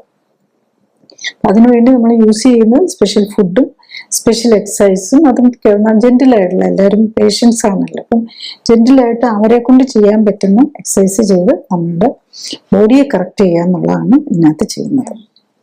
ആദ്യം ഒരു സോറിയാസിസ് പേഷ്യന്റിനെ പറയാം. അതാണ് ഏറ്റവും കോമൺ ആയിട്ടുള്ളത്. ഇത് 150 സെന്റിമീറ്റർ ഹൈറ്റുള്ള 51 വയസ്സുള്ള ലേഡിയാണ്. 60 കിലോ ആണ് തൂക്കം. അപ്പൊ അവർക്ക് സോറിയാസ് തുടങ്ങിയിട്ട് 22 വർഷമായി. മൊത്തം ബോഡിയിൽ നിറച്ചും വിഷൻസ് ആണ്. അപ്പൊ ഉറങ്ങാൻ പറ്റുന്നില്ല, പലതരം ബുദ്ധിമുട്ടുകളാണ്. തലയിലും മൊത്തം എല്ലാത്തിലും ഇതാണ്. രാത്രിയാണെങ്കിൽ ഉറക്കത്തിൽ നിന്ന് ഞെട്ടി ഉണരുന്ന പോലെ, ഉറങ്ങാൻ തന്നെ പറ്റുന്നില്ല, ചൊറിച്ചിൽ കാരണമുള്ളതുകൊണ്ട്. പിന്നെ മൈഗ്രെയിൻ ഉണ്ട്, തൈറോയിഡിന്റെ പ്രോബ്ലം ഉണ്ട്. അതിന് വേണ്ടിയിട്ട് തൈറോയിഡക്ടമി ചെയ്തു, എന്നിട്ട് അതിന് ഇത് എടുത്തുകൊണ്ടിരിക്കുകയാണ്. പിന്നെ അക്ലേസിയ കാർഡിയ, അതായത് എൻഡോസ്കോപ്പിയിൽ ആൻഡ്രൽ ഗാസ്ട്രൈറ്റിസ്, വയറിനും പ്രശ്നങ്ങളുണ്ട്. അപ്പൊ മൾട്ടിപ്പിൾ പ്രശ്നമുള്ള ലേഡിയാണ്. അപ്പൊ അവർക്ക് ബേസിക്കലി ഏറ്റവും പ്രധാനം ഇച്ചിങ്ങും റാഷസും ആയിരുന്നു. ശരിക്കും നമ്മൾ ട്രീറ്റ്മെന്റ് എടുക്കാൻ തുടങ്ങിയപ്പം മൾട്ടിപ്പിൾ ഓട്ടോഇമ്യൂൺ ഡിസീസ് ഉണ്ട്. അതുപോലെ തന്നെ ഇവർക്ക് വിറ്റലിഗോയുടെ, അതായത് വൈറ്റ് പാച്ചസും കൂടെ വരുന്നുണ്ട്, വെരിക്കോസ് വെയിൻസ് ഉണ്ട്. അപ്പം ഇൻഡസ്റ്റൈനെ ബാധിച്ചിട്ടുണ്ട്, സ്കിന്നിനെ ബാധിച്ചിട്ടുണ്ട്. സ്കിന്നിനെ തന്നെ പല രീതിയിലുള്ളത് വന്നിട്ടുണ്ട്, തൈറോയിഡിനും ഇത് വന്നിട്ടുണ്ട്. പിന്നെ ഇവർക്ക് ബ്രീത്തിങ് ഡിഫിക്കൽറ്റി ഉണ്ട്. അപ്പൊ മൾട്ടിപ്പിൾ സിസ്റ്റംസ് ശരിക്കും പറഞ്ഞാൽ അഫക്ട് ചെയ്തിട്ടുണ്ട്. ജസ്റ്റ് ഒരു സോറിയാസിസ് മാത്രമേ ഇത് പറയാൻ പറയാൻ പറ്റില്ല. അപ്പം ഇവരുടെ നമ്മൾ ട്രീറ്റ്മെന്റ് തുടങ്ങി ആക്ച്വലി വിതിൻ ഒരു 1 വീക്ക് കഴിഞ്ഞപ്പോൾ തന്നെ ആ ചൊറിച്ചിലിനൊക്കെ നല്ല ആശ്വാസമായി. ഇവർ പലതരം മരുന്നുകളും ലേപനങ്ങളും ഇതുമൊക്കെ ഉപയോഗിച്ച് ഇപ്പൊ വരുമ്പോഴേക്കും ഓൾമോസ്റ്റ് എല്ലാ മരുന്നുകളൊക്കെ നിർത്തിയിട്ടാണ് വന്നത്. ആയുർവേദവും ഹോമിയോയും എല്ലാം ട്രൈ ചെയ്തിട്ടുണ്ട്. അപ്പം ഇതിനകത്ത് നമ്മൾ ഉപയോഗിക്കുന്ന സ്പെഷ്യൽ omega-3 6-9 സ്പെഷ്യൽ റേഷ്യോയിലുള്ള ബോഡി കെയർ ഉണ്ടാവും, പിന്നെ ന്യൂട്രീഷനും ആണ് വരുന്നത്. വിതിൻ ഒരു 1 വീക്ക് കഴിഞ്ഞ് വന്നപ്പോഴേക്കും തന്നെ ഇച്ചിങ്ങിനൊക്കെ നല്ല ആശ്വാസമായി. ആക്ച്വലി 30 days ആയപ്പോഴേക്കും ഓൾമോസ്റ്റ് അവിടെ ഇവിടെ ചെറിയ ഇത് മാത്രം, അതും എന്തെങ്കിലും തെറ്റിയ ഫുഡ് കഴിച്ചു കഴിഞ്ഞാൽ മാത്രം. അപ്പം നമ്മൾ ബേസിക്കലി ഇങ്ങനെ നോക്കുമ്പം ഇവരുടെ എന്തൊക്കെയാണ് പറ്റുന്ന ഫുഡ് പറ്റാത്ത, ഇവർക്ക് കുറേ സാധനങ്ങളോട് അവരുടെ ബോഡി അലർജിക്കാണ്. അതായത് പാല്, ചിലതരം പയറുവർഗ്ഗങ്ങള്, റൈസ്, അങ്ങനെ സോ മെനി ഐറ്റംസിനോട് ഇവർക്ക് അലർജി ഉണ്ട്. ലെമൺ, സീസയും. അപ്പൊ നമുക്ക് അതാണ് നമ്മൾ പലപ്പോഴും ഇങ്ങനെയുള്ളവർക്ക് ക്ലിനിക്കലി സപ്പോർട്ട് വേണ്ടി വരുന്നത് എന്താണെന്ന് വെച്ചാൽ ഇത് കണ്ടുപിടിച്ച് അതിനെ ഒഴിവാക്കി. ഇപ്പൊ കുറെ ഐറ്റംസിനോട് അലർജി എന്ന് പറഞ്ഞു കഴിയുമ്പം നമ്മൾ എന്ത് കഴിക്കണമെന്ന് കൺഫ്യൂഷൻ ആകും. അതുകൊണ്ടാണ് സ്പെഷ്യൽ ഫുഡ് കൊടുത്ത് പിന്നെ അതിനകത്തോട്ട് ഓരോന്ന് ആഡ് ചെയ്ത് നമ്മൾ ഏതിലാണെന്ന് കണ്ടുപിടിക്കുകയാണ് ചെയ്യുന്നത്. ആക്ച്വലി ഇവരുടെ ബോഡിയിൽ ഒത്തിരി ഓവർ വെയിറ്റും ഉണ്ടായിരുന്നു. ആക്ച്വലി ഒരു 1 month ആയപ്പോഴേക്കും അവർ സിംറ്റംസിൽ ഓൾമോസ്റ്റ് ഫ്രീ ആയി. അവർക്കൊരു പ്രീ ഡയബറ്റിസ് ഉണ്ടായിരുന്നു, GFR കിഡ്നി ഫംഗ്ഷൻ കുറഞ്ഞു വന്നിട്ടുണ്ടായിരുന്നു. അപ്പൊ അതൊക്കെ അഡീഷണൽ ഓട്ടോഇമ്യൂൺ ഡിസീസാണ്. ഇതെല്ലാം നമുക്ക് കറക്റ്റ് ചെയ്യാൻ പറ്റിയെന്നുള്ളത്. ഒരു 90 days ആയപ്പോഴേക്കും കംപ്ലീറ്റ്ലി സിംറ്റം ഫ്രീ ആയി. മാത്രമല്ല അവരുടെ വെയിറ്റ് ആണെങ്കിലും കുറച്ച് 50 കിലോയിലേക്ക് കൊണ്ടുവരാൻ പറ്റി. 10 kg, അതായത് നമ്മൾ ഏകദേശം ഒരു 20% ഒരു 3 months കൊണ്ട് കുറച്ചുകൊണ്ട് വരാനും പറ്റി. അപ്പൊ മരുന്നൊന്നും ഇല്ലാതെ കംഫർട്ടബിൾ ആക്കാൻ പറ്റിയെന്നുള്ളതാണ് ഇതിൽ വരുന്നത്. ഇനി ഫ്യൂച്ചറിലാണെങ്കിലും അവര് അലർജിക് ആയിട്ടുള്ളത് ഒഴിവാക്കാൻ നോക്കണം. ശരിക്കും അവരുടെ ഹൈറ്റ് അനുസരിച്ച് ഒരു 45 kgയിലേക്ക് ബാക്കിയുള്ള എക്സസ് ഫാറ്റും കൂടെ കുറച്ചുകൊണ്ട് വന്ന് കറക്റ്റ് ചെയ്യാന്നുള്ളതാണ് നമ്മൾ ഇതിനകത്ത് ഉദ്ദേശിക്കുന്നത്. നെക്സ്റ്റ് നമുക്കൊരു എക്സീമ പ്ലസ് സോറിയാസിസ്, ഇപ്പൊ രണ്ടാണോ എന്ന് തിരിച്ചറിയാൻ പറ്റാത്തതുപോലുള്ള ഒരു പേഷ്യന്റ് ആണ്. അവർക്ക് കൊച്ചില് കരപ്പൻ പോലെയുള്ള രോഗം ഉണ്ടായിരുന്നു. അത് കുറച്ചു നാൾ മാറി നിന്നു. പിന്നെ 38 വർഷമായിട്ട് വെരിക്കോസ് വെയിൻ ഉണ്ട്. അപ്പൊ അതൊരു ഓട്ടോഇമ്യൂൺ ഡിസീസ് ആണെന്ന് നമ്മൾ ഓർക്കണം. അപ്പൊ അങ്ങനെയുള്ളവർക്ക് പിന്നെ ഇങ്ങനത്തെ അസുഖങ്ങൾ വരാൻ ചാൻസ് കൂടുതലായിരിക്കും വെരിക്കോസ് വെയിൻ ഉള്ളവർക്ക്. 12 വർഷമായിട്ട് ഡയബറ്റിസ് ഉണ്ട്. അലർജി 5 വർഷമായിട്ട്, സ്നീസിങ്ങും അങ്ങനത്തെ പ്രശ്നങ്ങളുണ്ട്. ഇപ്പൊ പ്രശ്നം എന്താണെന്ന് വെച്ചാൽ ഹോൾ ബോഡി, ഇപ്പം മുഖമൊക്കെ കണ്ടു കഴിഞ്ഞാൽ നമ്മുടെ എക്സിമയുടെ ഇതാണ്. ഈവൻ കണ്ണിന് ചുറ്റും മുതൽ എല്ലാ ഭാഗവും അഫക്റ്റഡ് ആണ്. പക്ഷെ ബോഡിയിൽ ബാക്കും ബട്ടക്സും ഓൾ പാർട്ട് അഫക്റ്റഡ് ആണ്. അത് അവിടെ കണ്ടു കഴിഞ്ഞാൽ ശരിക്കും ഒരു സോറിയാസിസ് പോലെയാണ്. അപ്പൊ സ്കെയിലിങ്ങും കൂടെ വരുന്നുണ്ട്. അപ്പൊ പലപ്പോഴും അങ്ങനെയായിരിക്കും, മൾട്ടിപ്പിൾ പ്രസന്റേഷൻസ് ആയിരിക്കും വരുന്നത്. ഒരേപോലെ തന്നെ എല്ലായിടത്തും ഒരേപോലെ ആയിരിക്കണമെന്നില്ല വരുന്നത്. അതുപോലെ സ്കിന്നൊക്കെ ഡാർക്കനിങ്ങും ചൊറിഞ്ഞ് പൊട്ടി കറുപ്പ് നിറമായിട്ടൊക്കെയാണ് ഇരിക്കുന്നത്. അതിന്റെ കൂടെ തന്നെ മുട്ടുവേദനയുണ്ട്, ഒരു മുട്ടിന് തേയ്മാനമുണ്ട്. അങ്ങനെ മൾട്ടിപ്പിൾ പ്രോബ്ലംസ് ആണ്. അപ്പൊ ഡയബറ്റീസിന് വേണ്ടിയിട്ട് മരുന്ന് കഴിക്കുന്നുണ്ട്. ഇപ്പം യൂഷ്വലി നമ്മൾ ഇപ്പം സ്കിൻ ഡിസീസ് ആണെങ്കിലും നമ്മൾ ഏത് രോഗമാണെങ്കിലും നമ്മൾ ബോഡിയാണ് ട്രീറ്റ് ചെയ്യുന്നത്. അപ്പൊ ഡയബറ്റിക് പേഷ്യൻസിന് നമ്മൾ ഡയബറ്റീസിന്റെ മരുന്നുകൾ നമുക്ക് തുടങ്ങുമ്പോൾ തന്നെ നിർത്തണം എന്നുള്ളതാണ്. അല്ലെങ്കിൽ നമ്മൾ ഈ കൺട്രോൾഡ് ഇതെടുക്കും, നമ്മൾ ഫുഡ് കാലറി കൺട്രോളും കൂടെയാണല്ലോ വരുന്നത്. ഇവർക്കാണെങ്കിലും ഓവർ വെയിറ്റ് ഉണ്ട്. അപ്പൊ 151 സെന്റിമീറ്ററും 58 കിലോയും ഉണ്ട്. ശരിക്കും നമ്മള് വയറുണ്ട്. അപ്പൊ ആ ബോഡിയിലെ ഫാറ്റും കൂടെ കുറയ്ക്കണം. ബോഡി കോമ്പോസിഷൻ, ബോഡിയുടെ ഘടനയാണ് നമ്മൾ കറക്റ്റ് ചെയ്യാനായിട്ട് നോക്കുന്നത്. അപ്പം ഡയബറ്റിക് മെഡിസിൻസ് ഒക്കെ ഫസ്റ്റ് ഡേ തന്നെ നിർത്തി. മെയിൻലി ഡയബറ്റീസിനായിരുന്നു മരുന്നെടുത്തോണ്ടിരുന്നത്. അപ്പൊ ഇവർക്കും ബേസിക്കലി ഫസ്റ്റ് 8th day വരുമ്പോൾ തന്നെ ചൊറിച്ചിലിനൊക്കെ നല്ല ആശ്വാസമായി, മുട്ടുവേദനയൊക്കെ മാറി. അങ്ങനെ ഡയബറ്റീസ്, ഷുഗർ മരുന്നില്ലാതെ തന്നെ ഡയബറ്റീസ് എപ്പോഴേക്കും തന്നെ കൺട്രോൾഡ് ആയി. ആൻഡ് ആക്ച്വലി വെയിറ്റ് 58 കിലോയിൽ നിന്ന്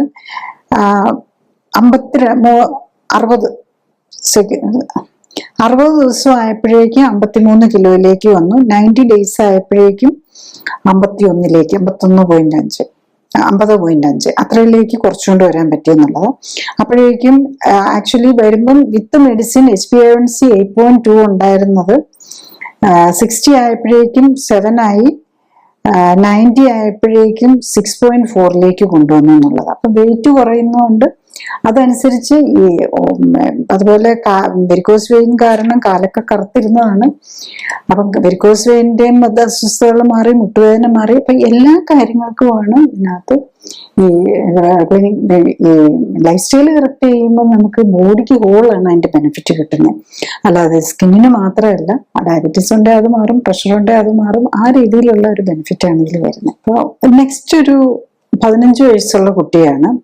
അപ്പൊ വിറ്റലിഗോ നമ്മുടെ ഈ വെള്ളപ്പാണ്ടാണ്. അപ്പൊ 1.5 വർഷമായിട്ട് ഡയഗ്നോസ് ചെയ്ത് 1.5 വർഷമായിട്ട് ട്രീറ്റ്മെന്റും നമ്മൾ യൂഷ്വലി പൂവ തെറാപ്പി എന്നൊക്കെ പറയുന്ന ഒരു ട്രീറ്റ്മെന്റ് ആണല്ലോ ഈ വിറ്റലിഗോയ്ക്ക് കൊടുക്കുന്നത്.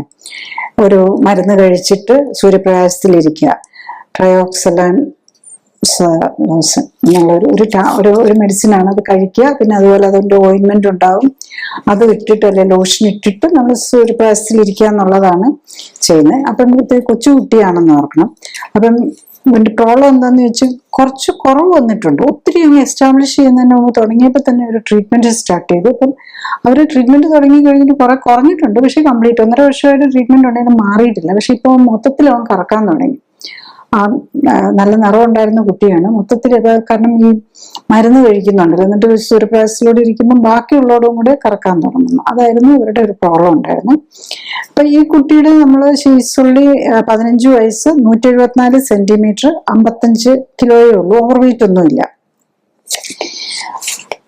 നോക്കുമ്പോൾ ബ്ലഡ് ടെസ്റ്റിലാണെങ്കിൽ കുറച്ച് ന്യൂട്രീഷണൽ ഡെഫിഷ്യൻസീസ് ഉണ്ട്, വൈറ്റമിൻ ഡിയുടെ ഡെഫിഷ്യൻസി ഉണ്ട്. അല്ലാതെ മേജർ ആയിട്ടുള്ള പ്രശ്നങ്ങളൊന്നും നമ്മൾ ബ്ലഡ് ടെസ്റ്റ്. പിന്നെ ഒരു ടിൻ എന്ന് പറഞ്ഞുള്ള ഒരു മിനറലിന്റെ ഒരു മെറ്റൽ, ഒരു ടോക്സിക് എലമെന്റിനകത്ത് പോസിറ്റീവായിട്ട് കാണിക്കുന്നുണ്ടായിരുന്നു.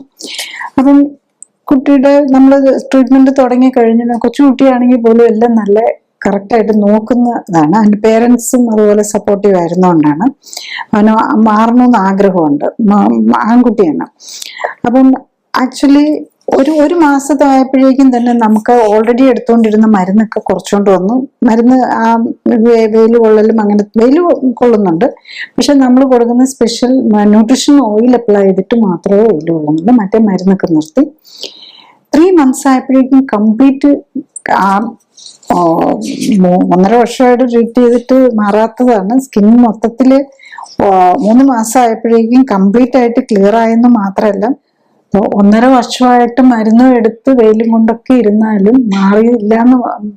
3 മാസം കൊണ്ട് അവിടെ കംപ്ലീറ്റ് നമുക്ക് കാണാൻ തിരിച്ചറിയാൻ പറ്റാത്തതുപോലെ സ്കിന്ന് നോർമലായെന്നുള്ളതാണ്. പക്ഷെ ഇത്രയും നമുക്ക് ഒത്തിരി എസ്റ്റാബ്ലിഷ് ചെയ്ത് കംപ്ലീറ്റ് വൈറ്റ് ആയിപ്പോൾ ഹോൾ ബോഡിയൊക്കെ ആയവർക്ക് അങ്ങനെ എക്സ്പെക്ട് ചെയ്യാൻ പറ്റൂല.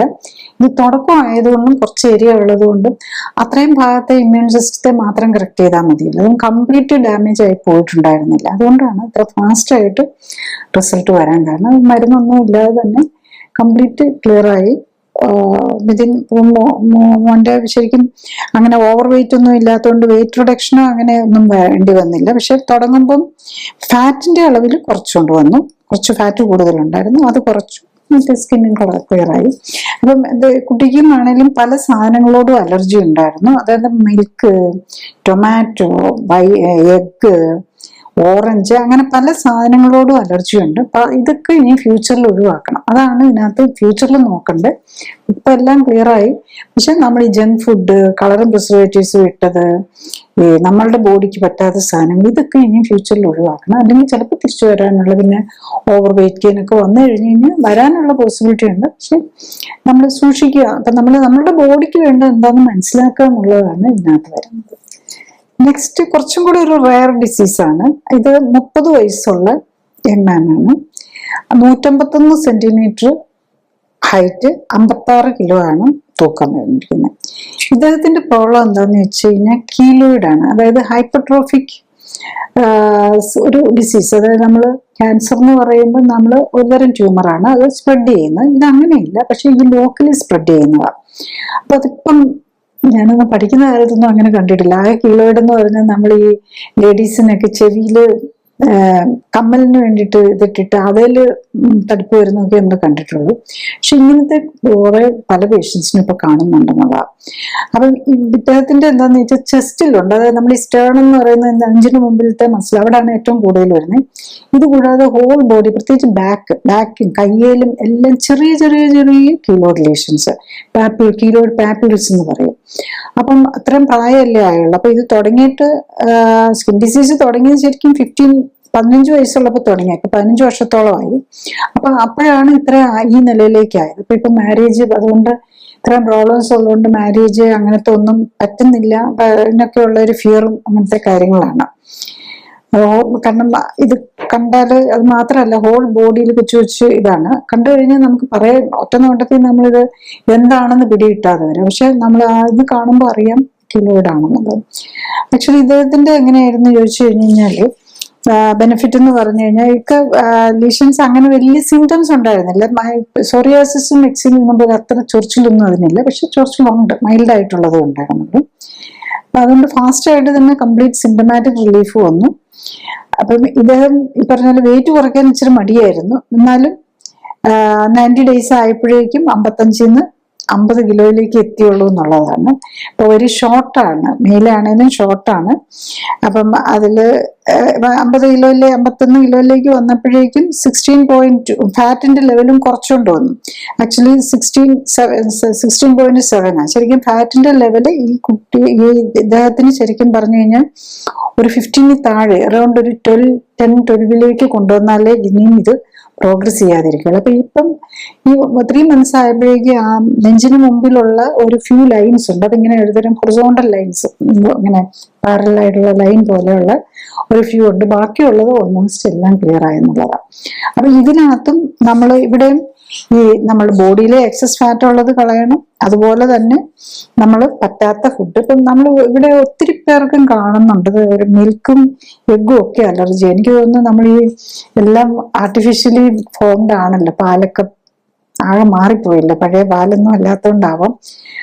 അങ്ങനെ പല സാധനങ്ങളോടും, ടൊമാറ്റോസ്, അങ്ങനെ ചില കോമൺ സാധനങ്ങളൊക്കെ, റൈസ് ഒക്കെ അലർജി കാണിക്കുന്നുണ്ട്. അപ്പൊ ആ സാധനങ്ങളൊക്കെ നമ്മൾ കുറയ്ക്കേണ്ടി വരും. അത് ലൈഫ് ലോങ് വരെ, അറ്റ്ലീസ്റ്റ് നമ്മൾ കംപ്ലീറ്റ് മാറുന്നോടും വരെ കംപ്ലീറ്റ് ഒഴിവാക്കുക. അത് കഴിഞ്ഞാൽ പിന്നെ വല്ലപ്പോഴും ഒക്കെ ആകാം, റെഗുലർ ആയിട്ട് യൂസ് ചെയ്ത് കഴിഞ്ഞ് പ്രോബ്ലം വരാനുള്ള പോസിബിലിറ്റി ഉണ്ടാവും. ക്ലിനിക്കലി സപ്പോർട്ടഡ് ജീവിതശൈലി ക്രമീകരണത്തിൽ രോഗലക്ഷണങ്ങളെ അല്ല ഫോക്കസ് ചെയ്യുന്നത്, അതിന്റെ അടിസ്ഥാന കാരണമായ ശരീരഘടനയിലെയും ഹോർമോൺ ബാലൻസിലെയും ഇമ്മ്യൂണിറ്റിയിലെയും വ്യതിയാനങ്ങളെയും അവയ്ക്ക് കാരണമായ ജീവിതശൈലിയിലെ അപാകതകൾ പരിഹരിക്കാനുമാണ്. അതുകൊണ്ടാണ് ഏത് പ്രായത്തിലുള്ള ആൾക്കും ഒരേ സമയം വ്യത്യസ്ത രോഗങ്ങൾക്കും രോഗലക്ഷണങ്ങൾക്കും അസ്വസ്ഥതകൾക്കും ആശ്വാസം ലഭിക്കുന്നത്. രോഗമുക്തിക്ക് ആധാരം ഇമ്മ്യൂൺ സിസ്റ്റമാണ്. ഇമ്മ്യൂൺ സിസ്റ്റത്തിന് ഉത്തമമായി പ്രവർത്തിക്കാനുള്ള അവസരമൊരുക്കുകയും അതിലൂടെ ശരീരത്തിന്റെ സെൽഫ് ഹീലിംഗ് പവറിനെ ഉത്തേജിപ്പിക്കുകയുമാണ് വേണ്ടത്.